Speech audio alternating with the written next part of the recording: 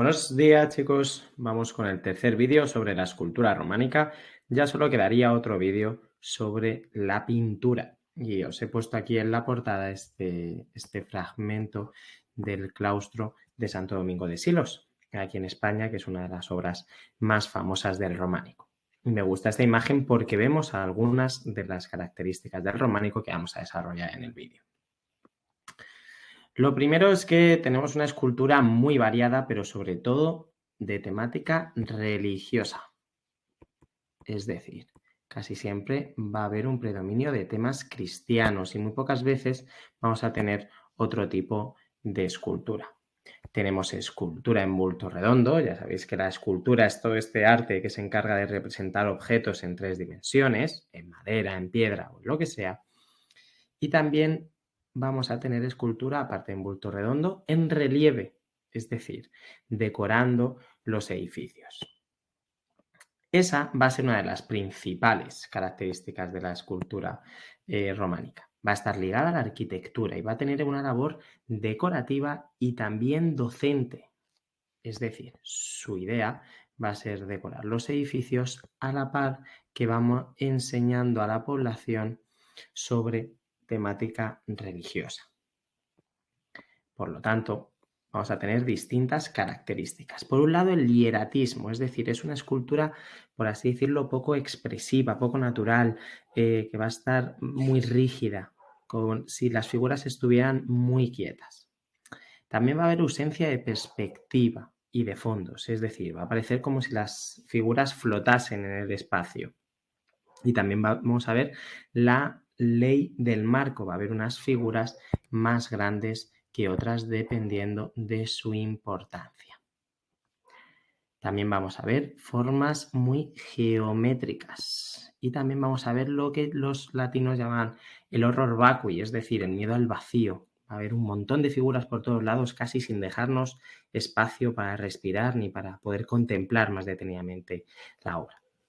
También recordar que todas las obras que vamos a ver están pintadas en su momento, aunque poca pintura nos ha quedado. Vamos a ver una escultura que se encarga de conquistar todo el espacio, que va a decorar el tímpano del arco, como vemos aquí con un pantocrátor. Va a estar también decoradas las arquivoltas, poco a poco van a ir decorando cada vez más. Es decir, una serie de arcos concéntricos al arco de medio punto que vamos a ir viendo. También van a decorar el parteluz y las jambas, las columnas que aguantan todos estos arcos. Y también el dintel.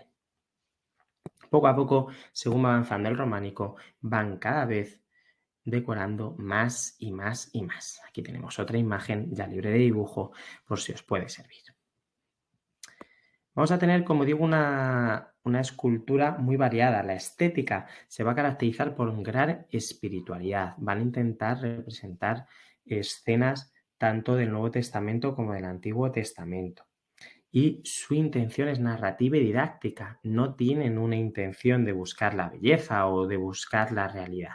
Si os fijáis, aquí vemos una de las características que decíamos, la del hieratismo, es decir, la de estar muy rígido y según van avanzando a lo largo del románico vamos a ver cómo van cogiendo cada vez más expresión, más naturalidad.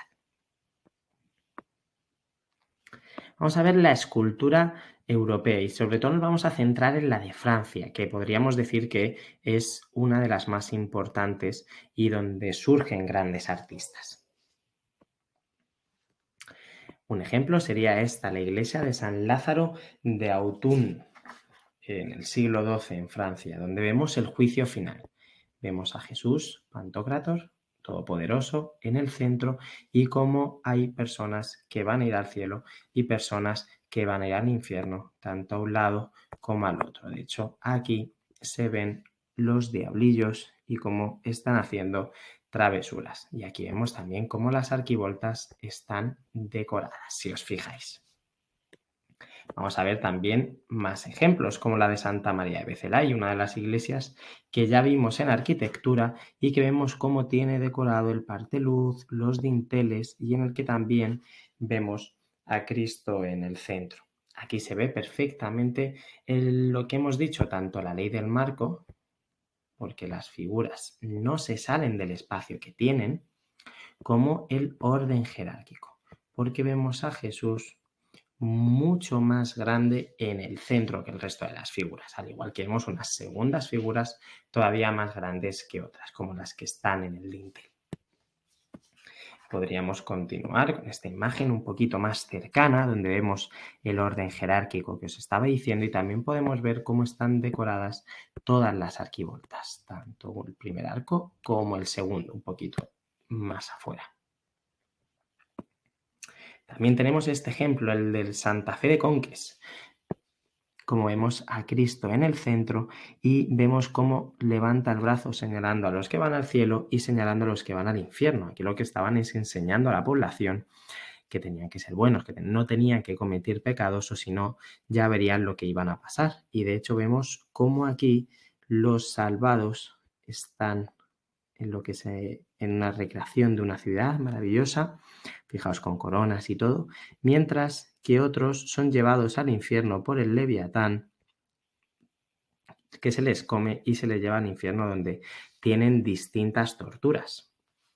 Si os fijáis, aquí se ve perfectamente el horror vacui que decíamos, es decir, que el espacio está entero completo, y podemos ver mucho más de cerca el infierno que nos representan en esta iglesia. Aquí que vemos multitud de castigos tanto a un lado como a otro. Y aquí veríamos la parte central y el monstruo que os decía, el Leviatán, que les traga y les lleva poco a poco al infierno. Aquí se ve perfecto el orden jerárquico. Fijaos en Jesús, Pantocrátor mucho más grande, y también en distintos santos y apóstoles que son mucho más grandes que los personajes que están en la parte inferior. Y esta imagen me gusta porque estaría policromado tal y como estaría en origen, no como nos ha llegado hoy en día, que nos ha llegado prácticamente sin color. Fijaos las figuras monstruosas que usa en los diablos, que está pegando a los condenados que están siendo comidos, o la sonrisa picarona que tiene este diablo de aquí, que está intentando convencer a la gente para que vaya al infierno. Fijaos estos rasgos tan demoníacos y cómo se le está ahorcando a esta persona que ha sido condenada.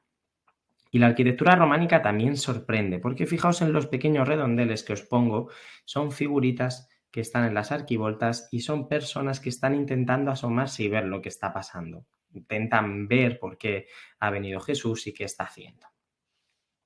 También tendríamos como otro ejemplo la bahía de Moissac, en la que está conquistado todo el espacio, desde el dintel hasta el parteluz y el tímpano, arquivoltas, está conquistado todo, incluso las partes de fuera que están recibiendo a las personas que están entrando, ¿no? Todas las portadas, todas estas entradas están perfectamente realizadas. Y fijaos qué figuras cada vez más expresivas, como aquí que tenemos a Eva, que está siendo tapada sus partes sexuales, igual que está conquistado el tímpano, y fijaos qué claustro por donde pasaban los monjes y continuamente veían estas escenas. La bahía de Moissac sería más o menos de en torno al siglo XII. Y en España tenemos distintos ejemplos. El más destacado sería este de aquí, de Santo Domingo de Silos, que nos representa la duda de Santo Tomás, que es este santo que tenemos aquí.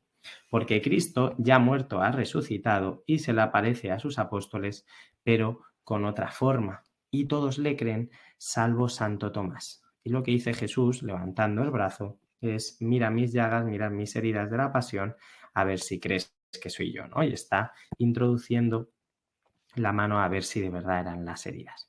Fijaos el orden jerárquico aquí. Jesús es mucho más grande que el resto de los apóstoles, que, si os fijáis, tienen prácticamente el mismo rostro, porque no importa el realismo y no importa tanto la naturalidad, sino lo que importa es el mensaje que se está mandando, que es la duda que tuvo este apóstol de Jesús. Aquí vemos una imagen, esta es la que os enseñaba en la portada, y por supuesto el material que se está utilizando prácticamente siempre es la piedra. Otro ejemplo sería la portada de platería de Santiago de Compostela, que se conserva bastante bien. Y también dentro de Santiago de Compostela tendríamos otra puerta que es el Pórtico de la Gloria, que ha sido restaurado hace solo un par de años, del siglo XII. Aquí tenemos una foto de la presentación y para que os hagáis una idea, las figuras han sido restauradas totalmente. Como vemos aquí, es la misma figura después de la restauración y aquí antes. Fijaos cómo estaba mucho más rota, había perdido el color, incluso estaba como negra, ¿no? Negruzca, porque estaba sucia de toda la contaminación de la ciudad y de la gente que pasaba, las velas, el incienso que se usa en todos los ritos cristianos y se había restaurado. Y aquí tenemos cómo se conserva el color perfecto y cómo tenemos aquí la sonrisa de este personaje o este que se está comunicando con el personaje de al lado. Y aquí tendríamos mucho más. Otro ejemplo sería la portada del Cordero de San Isidoro, en la que lo que nos está representando es en la parte de abajo el sacrificio de Abraham a Isaac, que fue un hombre que le costó mucho tener hijos, se lo concede Dios y para poner la prueba le dice que tiene que sacrificar a su hijo. Y Abraham sube al monte junto con su hijo y cuando va a sacrificarle en el último momento Dios, que aquí vemos su mano, le dice que no lo haga, que era una prueba para ver si de verdad creía en él y que en lugar de sacrificar a su hijo, sacrifique a un cordero, ¿no? Y por eso sería la representación del cordero en esta escena. También tenemos ejemplos de escultura de bulto redondo, como estos Cristos crucificados, aunque no era lo que más usaban en el románico, ya que lo asociaban lo que hacían los romanos y los griegos, que eran paganos y no les gustaba mucho. Y también tenemos a vírgenes con el niño, que si os fijáis son muy eráticas, son muy frontales, no tienen prácticamente gestos, ni ningún tipo ni de sonrisa, ni de cercanía con el niño. Parece que son dos completos desconocidos casi, ni que es su hijo, ni nada, ni un cariño, ni una caricia, ni nada, ¿vale? Será algo que veremos que va cambiando con el paso del tiempo. Bueno, pues muchas gracias, espero que os haya gustado y ya os enseñaré el siguiente vídeo. Adiós.